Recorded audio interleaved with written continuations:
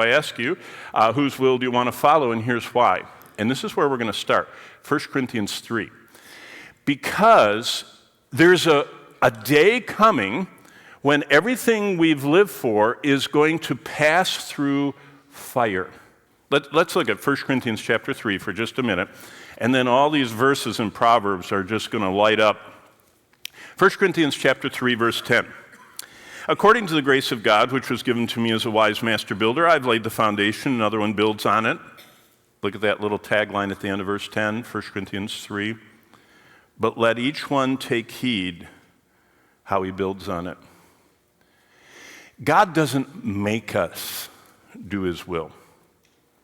He asks us. He offers us. He showers us with his grace. The grace of God that brings salvation teaches us to deny ungodliness and worldly lust and to live soberly, righteously, and godly. Titus 2:11-13 says that. Take heed, verse 10, how he builds on it. For no other foundation can anyone lay than that which is laid, which is Jesus Christ. Jesus is the foundation. He is the wisdom. As 1 Corinthians 1:30 says, we are in Christ Jesus, who is made unto us wisdom. And Proverbs shows us what wise people behave like and live like and conduct themselves through life, in what way. Now, verse 12, look at this metaphor. And the Romans were big on building, the Roman Empire. Bonnie and I, when we teach, we taught in September or October last year in northern England. And it was such a blessing on our way between sites where we were teaching. We went by Hadrian's 80 or 90 mile long or 100 mile long wall. The Romans loved building stuff. It's still there. We pulled over and, oh, honey, I'll tell one story about Bonnie. We're in England, so I'm sitting on the wrong side and Bonnie's on the right side of the car. So she thinks she's still driving.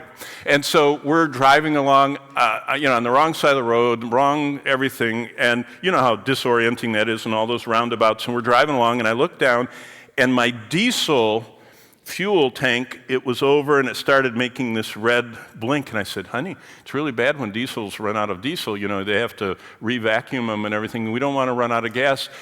Here we are, 5 lanes on each side, going on the M1, driving along, running out of diesel, and I'm saying, honey, would you, pop open your phone and see where the nearest diesel station is?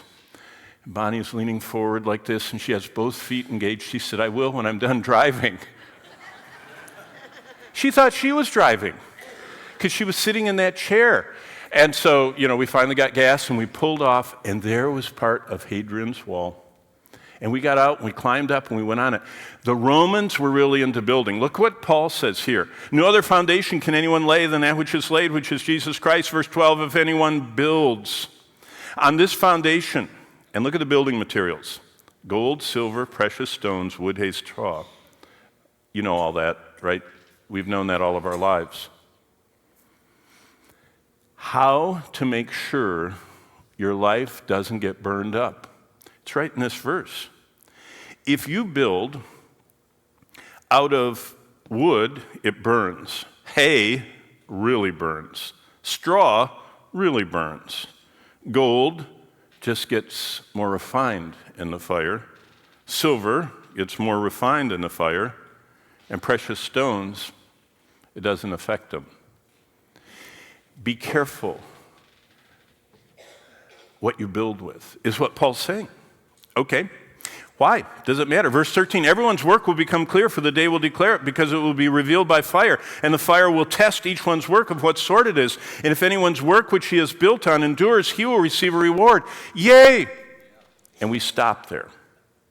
Look at the very sobering last part of this passage.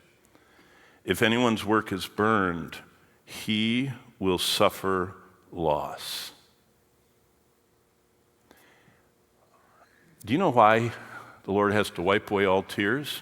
That might be one of them. Do you ever think of that? There are born-again Christians who live their whole lives on earth, indwelt by the infinite, eternal Spirit of God, purchased by Jesus Christ, with a room in their Father's house awaiting them, and they're going to stand And instead of elaborating, I'll just read it. If anyone's work is burned, he will suffer loss, but he himself will be saved, yet so as through fire. Before the service, I was talking to some folks, and they were born in Massachusetts, and I was learning more about them, and they said, do you know anything about Massachusetts? I said, oh yeah, I'm a Massachusetts taxpayer. And they went, oh. And I told them that when Bonnie and I served in Rhode Island, and we had to live in the parsonage that every pastor had lived in for 165 years, but we just moved from Los Angeles, and we sold our house in Los Angeles, and the government wanted 40% of if we didn't, rebuy a house, we had to pay that capital gains tax on it back then.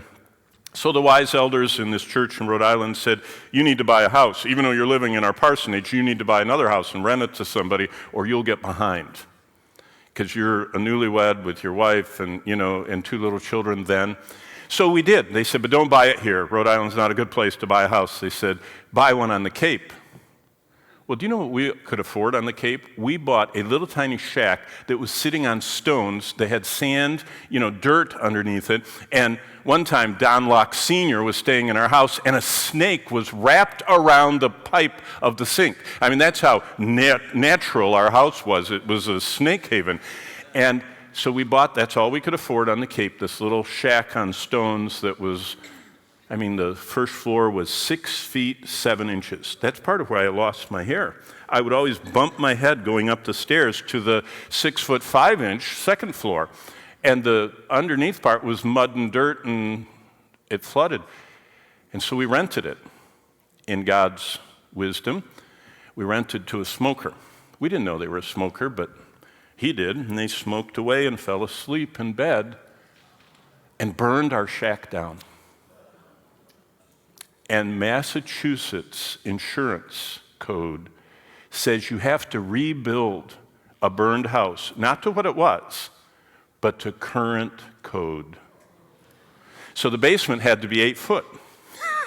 It was no feet, Boop, the house got better. Then the first floor had to be 9 feet. Boop, it got really better. The third, or the top floor, had to be 10 back then. And we got a little palace. That's kind of reverse of this. Some people are going to suffer loss at the judgment seat of Christ.